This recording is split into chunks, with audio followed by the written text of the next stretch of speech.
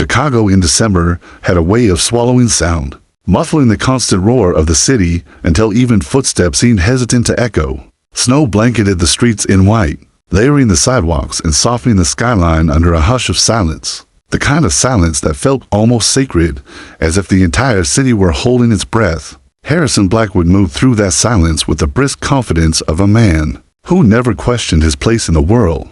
At 45, he had everything men spent lifetimes chasing: an empire carved from ambition, towers with his name etched into steel, a life of tailored suits and glass-walled boardrooms. And yet, tonight, even with the weight of $1 billion meeting behind him, the stillness felt heavy.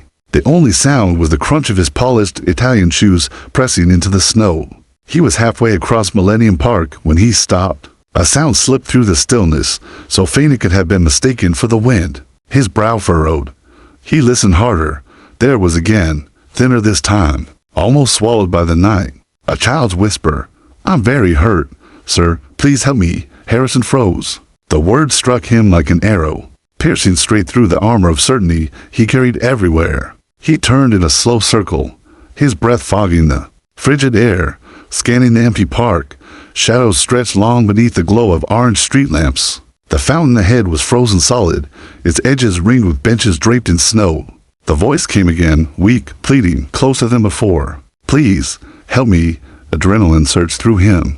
He hurried toward the sound, his heart pounding, in a way it hadn't since his early days fighting for survival in rough Chicago neighborhoods. Long before wealth had insulated him, his shoes slipped once on the ice, and for a fleeting moment, the thought crossed his mind that this might be some trick, some setup. But the thought vanished the instant he saw her. Behind the largest bench, half hidden from sight, a small figure was curled tightly against the cold. A girl no older than 9 shivered violently in a paper-thin pink jacket. That did nothing against the winter night. Snow clung to her tangled dark hair. Her lips trembled, bluish from the cold. One tiny arm was bent at an unnatural angle, hanging limp as though it had given up. Harrison's breath caught, the air burning in his lungs. He dropped to his knees, heedless of the wet snow soaking into his expensive suit. "Sweetheart," he said softly, his voice breaking against the side of her. "It's okay. I'm here now." Her eyes lifted to meet his wide, brown, filled with the kind of fear and exhaustion no child should ever know. They pierced through him, cutting deeper than any deal gone wrong, or empire under threat ever had. She whispered again, her voice so fragile it nearly disappeared into the night. "I'm really hurt, sir. Please." Instinct took over. Harrison shrugged off his heavy wool overcoat and wrapped it gently around her trembling frame. She weighed almost nothing as he lifted her into his arms, as if she were nothing more than a fragile bird with broken wings. The cold bit at his exposed skin, but all he felt was the heat of urgency, the desperate need to get her out of the night before it swallowed her whole. "My name is Harrison," he murmured, cradling her close. "Can you tell me your name?" She hesitated, her face pressed against his chest. Then, barely audible, came the whisper that lodged itself in his soul. "Zara.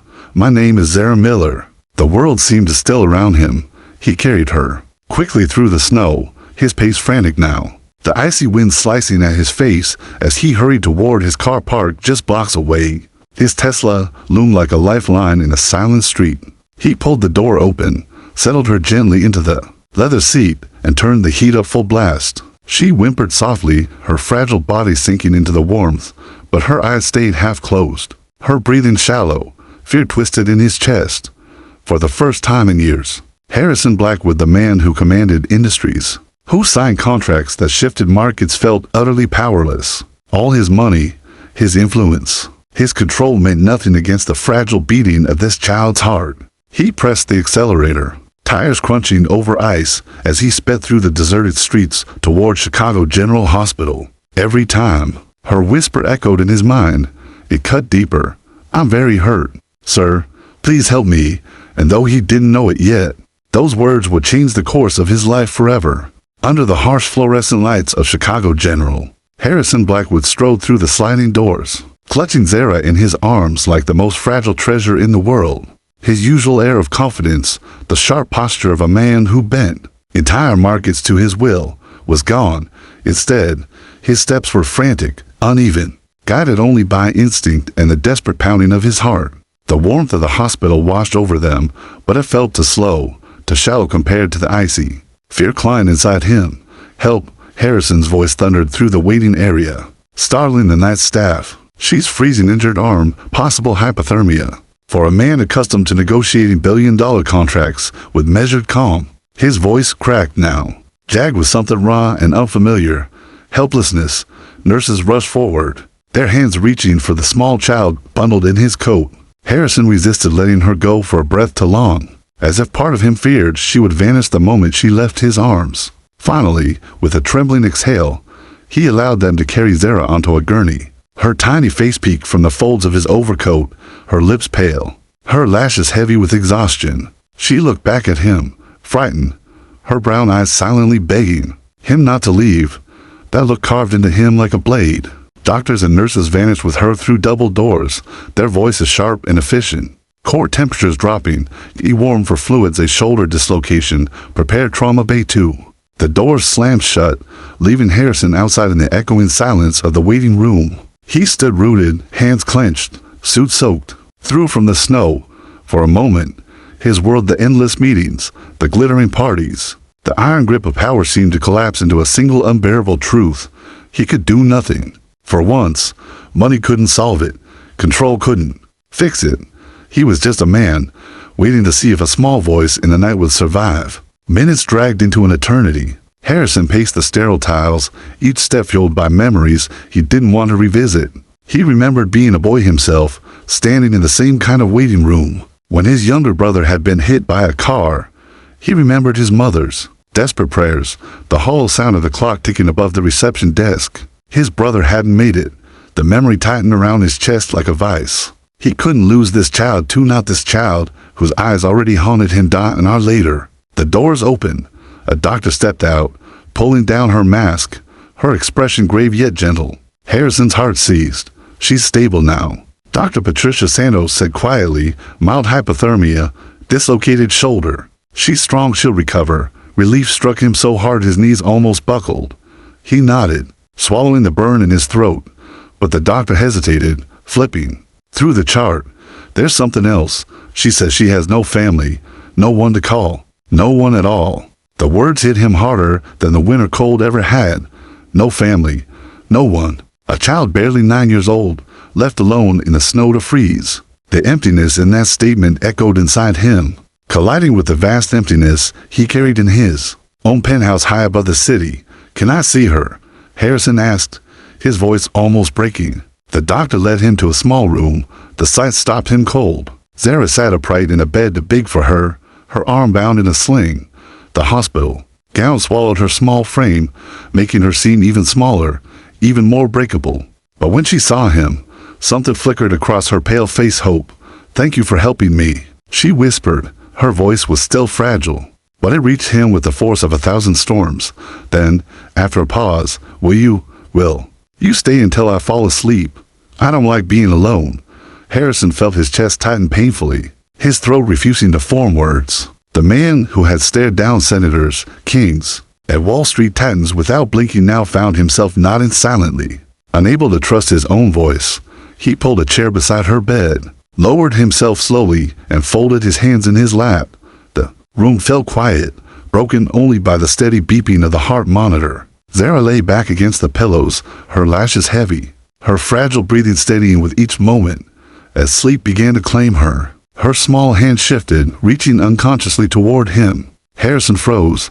Then, with a tenderness that felt alien to him, he wrapped his larger hand around hers, and in that simple connection, something inside Harrison shattered and reformed all at once. This child, fragile and alone, had managed in hours what millions of dollars, endless accolades, and towering skyscrapers could not. She had made him feel alive and responsible and terrified all at once. He sat there long after her eyes had closed, staring at her face, memorizing every detail. For the first time in decades, he understood the weight of purpose, and in the stillness of that hospital night, Harrison Blackwood, billionaire, master of empires, realized he was powerless against the one thing money could never buy, the fragile, desperate trust of a child. Yet beneath that newfound purpose lurked a shadow of recognition he couldn't name. Something in her eyes, in the delicate tilt of her face, seemed familiar. Familiar enough to stir ghosts of a past he thought long buried. Harrison gripped her hand tighter, a silent vow blooming inside him. She would not be left alone again. Not if he could help it. But even as he made that vow, the question lingered like a whisper in the snow.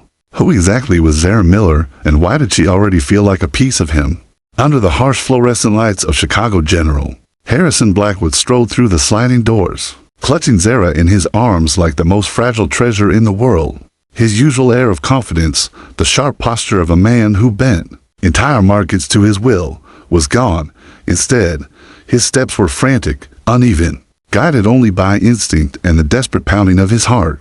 The warmth of the hospital washed over them, but it felt too slow, too shallow compared to the icy. Fear climbed inside him.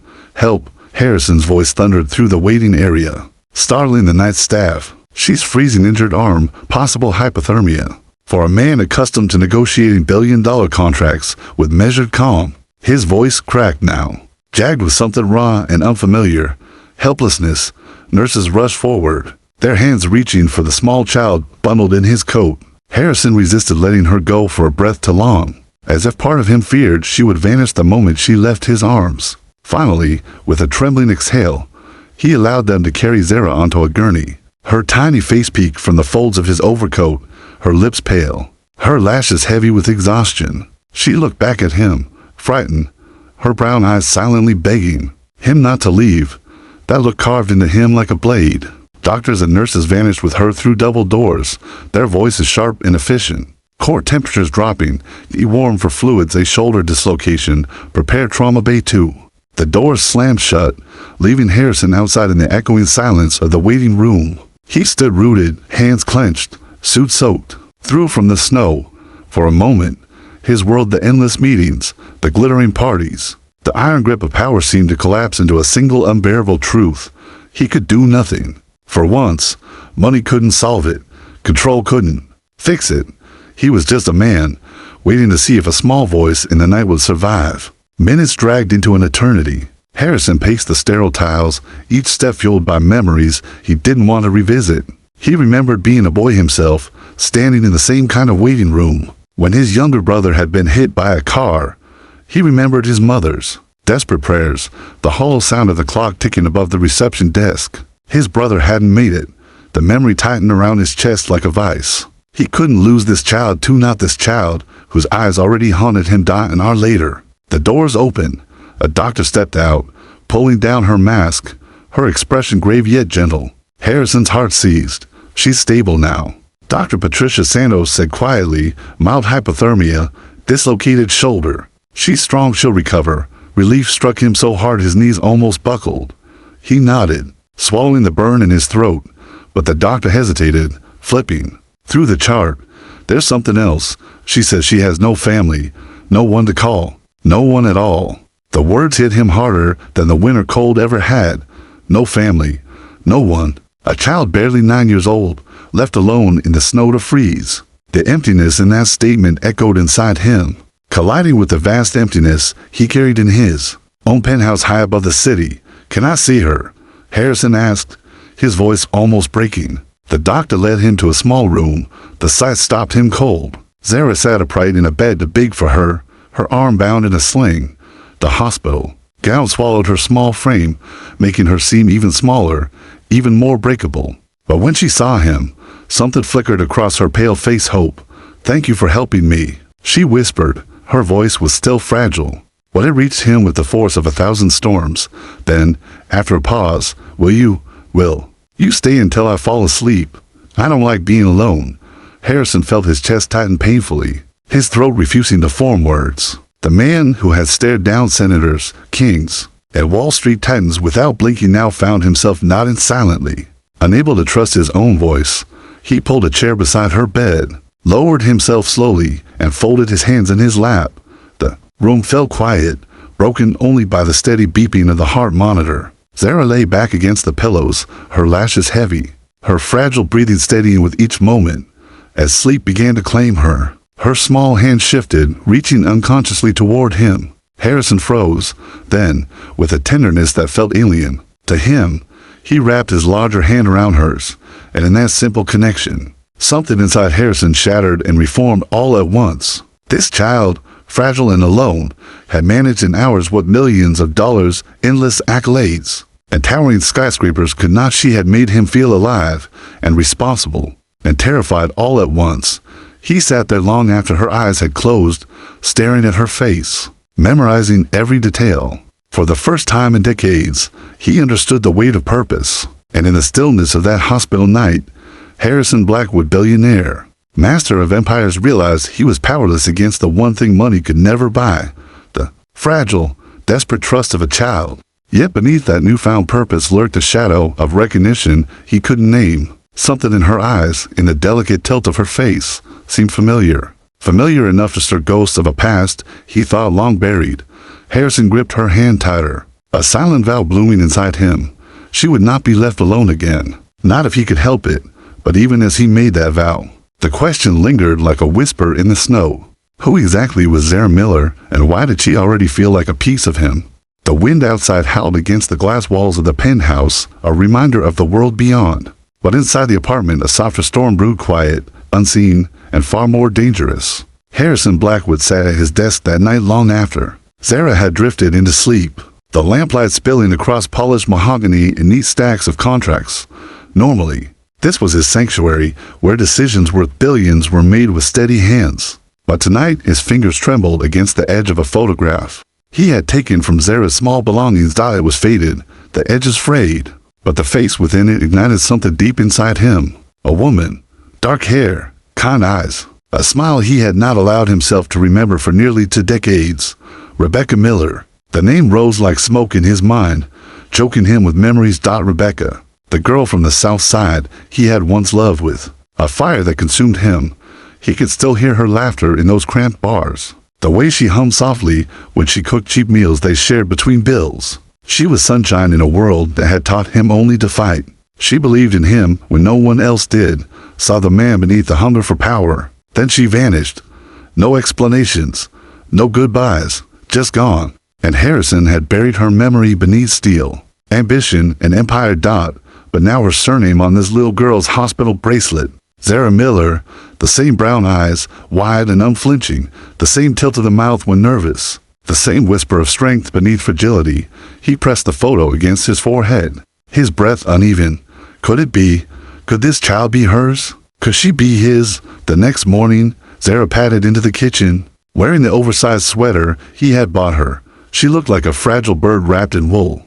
Harrison was at the stove again, massacring another attempt at pancakes. The smell of burned batter filled the air. Zara giggled shyly. It smells smoky. Harrison chuckled, grateful for her laughter. That's my specialty, blackened pancakes. But as he watched her sit at the table, carefully clutching the juice glass with both hands, he noticed again that flicker and echo of someone he had lost. He couldn't shake it, and he couldn't ignore it. Later that evening, as Zara colored at the dining table, he finally asked the question that burned inside him. Zara, can you tell me more about your mother? Her crayon stilled. She looked up, her voice quiet but steady. Mama's name was Rebecca. She worked all the time, 2 jobs. Sometimes she was so tired she'd fall asleep standing up, but she'd always sing when she cooked. She said singing made food taste better, even if we didn't have much. Harrison's heart clenched. He could hear the same soft voice humming while she stirred pasta on a rusty stove years ago. Zara's voice grew softer. She called me her little miracle. Harrison's breath caught. He gripped the edge of the chair, fighting the burn in his eyes. He remembered Rebecca whispering those words once in a moment of weakness long ago. If I ever have a child, she'd said, they'll be my little miracle. Tears pricked his vision. He turned his face away, but it was too late. The truth pressed against him with brutal force. Zara was his daughter, the child of the only woman he had ever loved, the woman he thought lost to time and memory. But if that was true, another question rose like a shadow. Why had Rebecca disappeared? Why hadn't she told him? Had she suffered alone, raising their child without him? That night, after tucking Zara into bed, Harrison stood by the window overlooking the glittering Chicago skyline. The city spread beneath him like proof of his power, but all he felt was hollow.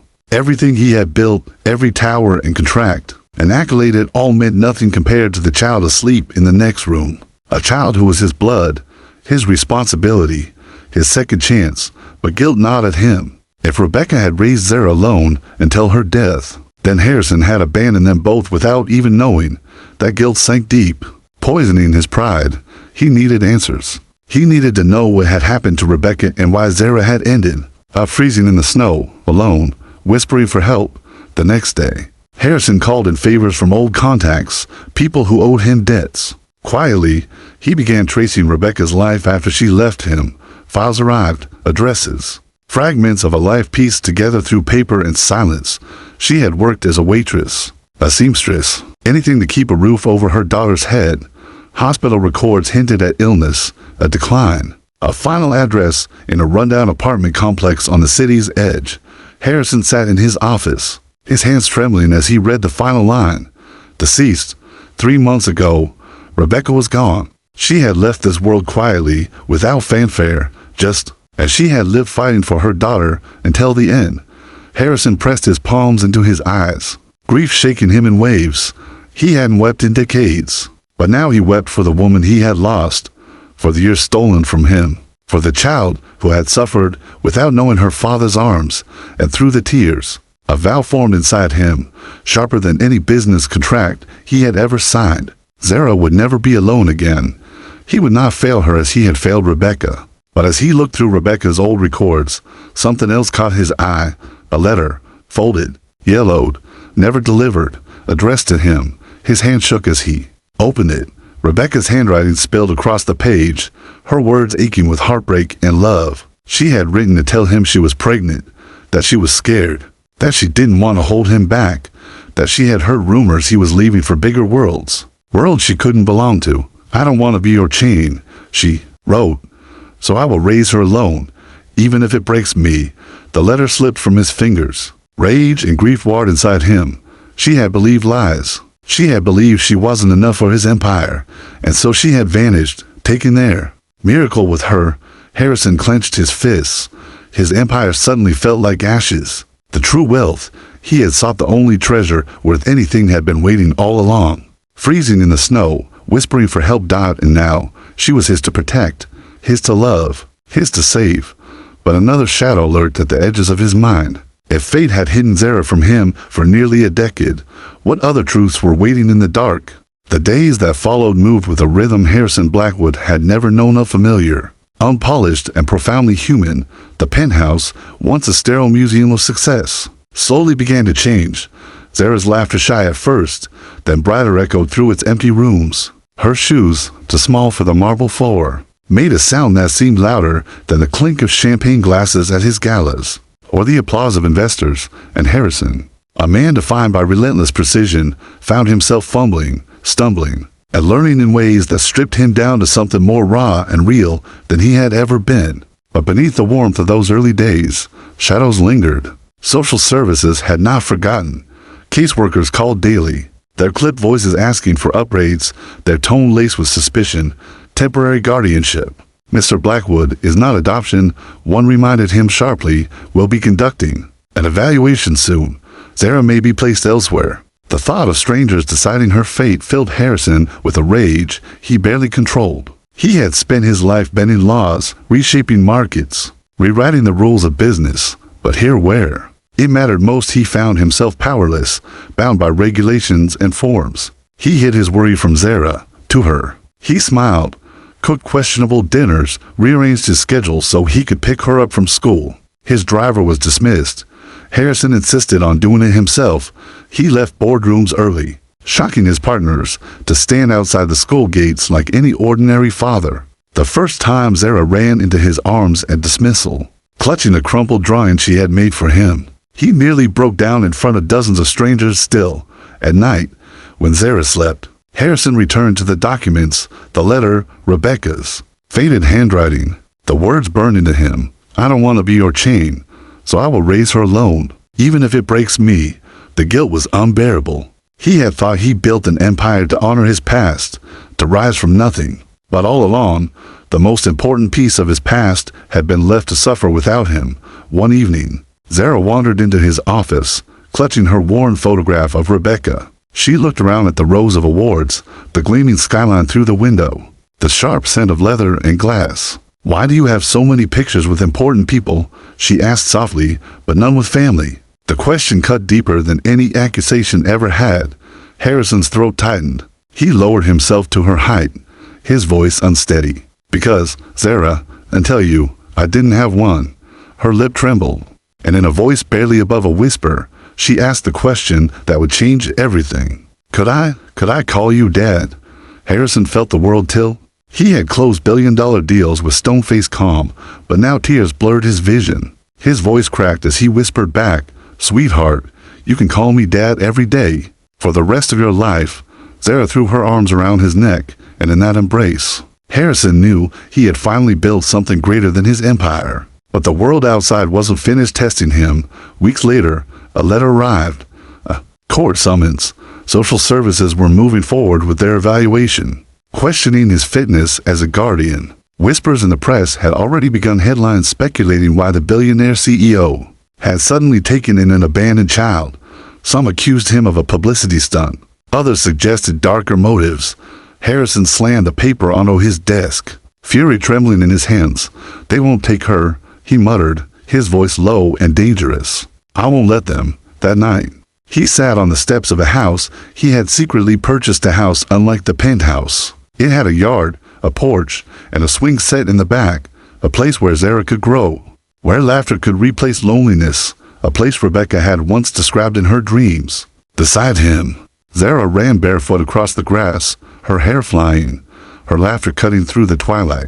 She stopped at the swing, gripping the ropes, and called back to him with a grin that broke through his shadows. "Hi, Dad." The word struck him like sunlight piercing through storm clouds. Harrison's chest ached, but not from grief this time.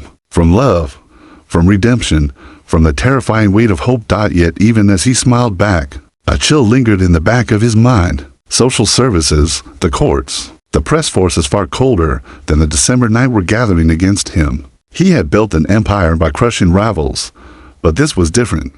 This was about love, not power, and Harrison knew he would burn his entire fortune to protect the one treasure. Fate had returned to him. The storm was coming, but Harrison Blackwood, for the first time in his life, wasn't afraid. Because this battle wasn't for his empire, it was for his daughter. The morning sun filtered weakly through the tall glass windows of Harrison Blackwood's office, casting long, cold shadows across the sleek floor. He stood motionless, staring at the thick envelope in his hand. The seal bore the insignia of the court, an ominous symbol of authority and judgment. Inside was the notification he had been dreading, a full guardianship evaluation, including home inspections, psychological tests, and interviews that would scrutinize every aspect of his life. It was designed to intimidate, to strip him of Zara, to reduce this fragile miracle of reunion into paperwork, charts, and legal verdicts. Zara bounced into the office, clutching a plush rabbit she had named Mr. Whiskers. "Daddy," she said, her small voice tinged with excitement. "Can we go swing today? The snow's almost melted." Harrison forced a smile, his chest tight with worry. He knelt and tucked the envelope into the top drawer, hiding the storm outside from her innocent eyes. "Of course, sweetheart. After breakfast." Even as he tried to focus on the simple joys of Zara's laughter, his mind raced. He had faced boardrooms, hostile investors, global crises, and even rival billionaires who tried to undermine him, but nothing had prepared him for this. The court didn't care about wealth, influence, or power. It only cared about the abstract idea of suitability, and as far as the system was concerned, a billionaire CEO with a penthouse empire and no prior experience raising a child might as well be a stranger. Harrison had always been a master strategist, but now he was forced to confront the raw, unpredictable world of the heart. He began meticulously preparing, documenting every small act of care he had provided for Zara: the dinners he cooked, the school drop-offs, the doctor visits, the nights he had stayed awake when she had fevers or nightmares. He reached out to neighbors he barely knew to provide character references, recruited teachers to write letters, even hired child psychologists to testify on his behalf. Every step was calculated, precise, but unlike his business deals, success here wasn't guaranteed. 2 days later, the evaluator arrived. A woman with piercing eyes and a professional detachment that made Harrison's chest tighten. Her first glance at Zara, who hid shyly behind Harrison's leg, was clinical, but not cruel. She watched as he played with her, as he helped her color, as he guided her through simple puzzles and bedtime routines. Then she began the questioning, subtle at first, probing the smallest cracks in his armor. "Mr. Blackwood, how do you manage anger? What would you do if Zara fell seriously ill? Have you considered how your career demands might interfere with caregiving?" Harrison answered each question with careful honesty, but even as he spoke, he felt the weight of skepticism pressing down on him. It wasn't just the evaluator, the system itself seemed poised to fail him. Hours later, when the session ended, Harrison drove Zara to the small house he had purchased for her, the one with the swing set and the yard. Snow still clung to the edges of the lawn, and the air smelled faintly of winter and hope. Zara ran across the yard, her laughter echoing, and Harrison felt the delicate edge of fear and hope coiling in his chest. That night, alone in his office, Harrison opened a small, weathered envelope he had found among Rebecca's belongings, one he had never dared open until now. Inside was a letter, written in her trembling, beautiful handwriting. "Harrison, if anything happens to me, please watch over Zara. Don't let the world take her from the love she deserves. She is our heart, our hope. Protect her at all costs." The words hit him like a physical blow. The court, the evaluation, the social services, they were all trivial compared to this. This was Rebecca entrusting him with her daughter's life, her legacy, her love. And Harrison understood then that no system, no law, no bureaucrat would ever truly judge him. His responsibility was far greater than any legal authority could comprehend. A sudden knock at the door startled him. It was Zara, clutching Mr. Whiskers. Again, her cheeks rosy from the cold. "Daddy," she whispered, "I had a bad dream. Can you stay with me tonight?" Harrison pulled her into his arms. Feeling her small body tremble against his chest as he held her, he realized something profound. The real battle wasn't in the courtroom, the legal forms, or the evaluations. The battle was in the love he had for her, in the courage to defy a world that doubted him, in the strength to protect what mattered most. And for the first time, Harrison Blackwood felt completely, terrifyingly, irrevocably alive. The storm of bureaucracy and judgment would come, but so would he, with every ounce of power, wit, and heart he possessed. Because Zara was not just a child, and Nietzsche was the mirror of everything he had lost, and everything he would fight to preserve. The morning of the final hearing arrived like a storm. Chicago's skyline was shrouded in gray clouds. An icy wind gust swept through the streets as Harrison Blackwood drove Zara to the courthouse. She sat quietly beside him, Mr. Whiskers, clutched tightly in her small hands, her brown eyes wide with anticipation. Harrison's heart ached not from fear of losing her, but from the knowledge of how fragile hope could feel under the weight of legal scrutiny. Every step they were about to take would determine the next chapter of her life and theirs. Inside the grand hall, the courtroom buzzed with a low hum of anticipation. Legal clerks, spectators, and social workers moved about, but Harrison barely noticed them. His eyes were fixed on Zara, who held his hand as if it were the only anchor in a vast ocean of uncertainty. He saw her shivering slightly, not from the cold, but from nerves, and he squeezed her hand, silently promising her he would never let her face the world alone. The judge entered, and silence fell. Papers shuffled, gavel thudded, and the hearing began. The social worker presented their case first, detailing concerns about Harrison's demanding career, his high-profile lifestyle, and the risks they believed it posed to Zara. The words were sharp, methodical, designed to instill doubt, to strip him of credibility.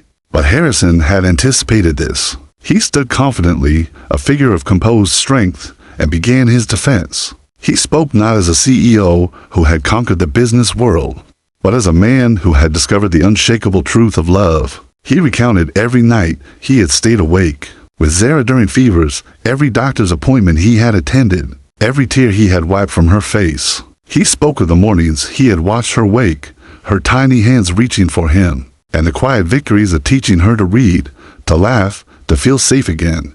Then, with a deep breath, Harrison produced the envelope from Rebecca, now slightly yellowed with age. He held it high. "This," he said, his voice echoing through the hall, "is not just a letter. It is the legacy of a mother who trusted me with her daughter's life. And that trust, this love, is more powerful than any law more meaningful than any career, and more permanent than any paper evaluation could ever hope to measure. He handed the letter to the judge, who read it silently, her eyes narrowing as she absorbed the trembling, heartfelt words of a woman who had lived, loved, and entrusted her child to a man who had proved himself in action, not just intention. Then came the moment of revelation that sent a ripple of shock through everyone in the room. Harrison revealed that Rebecca had not only entrusted him with Zara, but that she had also left behind evidence of her last wishes, including a trust fund and legal guardianship instructions, prepared years earlier, ensuring that Zara's well-being was protected. The documents proved beyond doubt that Harrison's role was no longer just aspirational. It was official, recognized, and binding. The courtroom fell into stunned silence. Even the social workers and opposing counsel exchanged looks of disbelief, their objections faltering as the truth became undeniable. Harrison had not only fought for Zara's love, but had uncovered the ultimate proof that he was her rightful guardian, chosen by her mother and guided by love. Zara, sensing the tension, clung to Harrison's hand and whispered, "Daddy, does this mean we're staying together?" Harrison bent down, his eyes locking with hers, and whispered back, "Forever, my little star." Forever. The judge's gavel finally fell, echoing through the hall like a declaration of triumph. "Guardianship is granted to Harrison Blackwood," she said, her voice solemn but clear. "The court recognizes the bond, care, and protection he provides." As the words settled, a wave of emotion surged through Harrison. Relief, joy, and a profound sense of purpose mingled within him. He lifted Zara into his arms, spinning her gently as tears streaked down both their faces. Around them, the courtroom seemed to fade away, the legal battles, the doubt, the fear, all replaced by the unshakable reality of family, of love reclaimed, of victory earned not through power alone, but through devotion, courage, and unwavering heart. That evening, back in their home, Harrison tucked Zara into bed. Mr. Whiskers lay beside her, and for the first time in months, she slept without fear. Harrison stood by the window, gazing at the city lights, realizing that the world he had conquered in business was nothing compared to the universe he had now secured in love. And as snowflakes drifted against the glass, soft and serene, he whispered a vow he would never break: to protect, to cherish, and to love Zara with every fiber of his being. For all the days to come, the storm had passed, but its lessons remained. Power alone could not save a life, influence could not secure a heart, and wealth could not heal wounds. Only love, uncompromising, relentless, and courageous, could triumph in the face of despair. And in that truth, Harrison Blackwood and Zara found not just safety, but an unshakable, luminous destiny together.